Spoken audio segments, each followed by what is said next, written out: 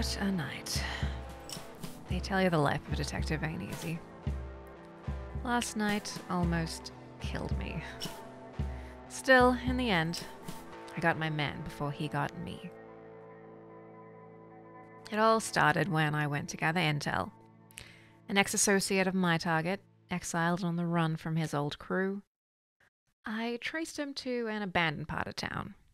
Hunkered down, paranoid and crazy, he was living in a hollowed-out submarine. I offered him protection in return for what he knew, but he was scared. Before I left, I noticed a crudely drawn series of portraits taped to his wall. It didn't take a genius to figure out these were the men and women he was on the run from. Sure enough, among those portraits was the man I was looking for. My informant wouldn't budge.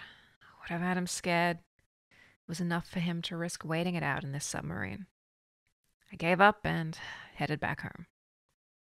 Now that I had a face, I sent the drawing to the station in the hopes that they would run it through the system and give me the lead I was so desperately after.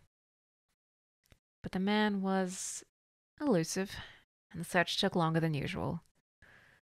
Honestly, this is the part of the job I hate the most. The waiting. Eventually, the office got back to me with a crime reported 2 days ago. A man looking very similar to the picture had frequented a bar in town before torching the place and disappearing down the street. Police couldn't place any motives for the man's actions that night. I wanted to go down there and search for clues.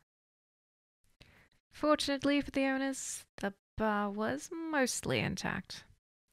Parts of the entrance and hallway were damaged, but the fire hadn't spread to the main bar. There were no signs of my target to be found, only spilled drinks and debauchery from the night before.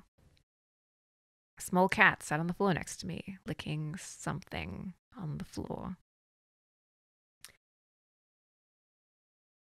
As I was about to leave the scene, I overheard two men talking about the guy who torched the place, being an associate of one of the local barflies.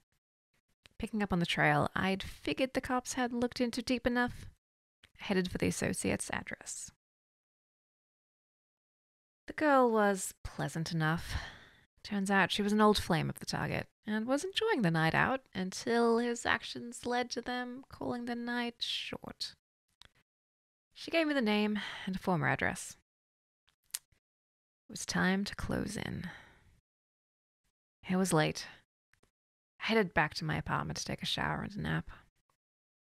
I'd contacted the bureau with the perp's details, and it was only a matter of time until patrols identified him. I figured I'd need some rest for the long night ahead.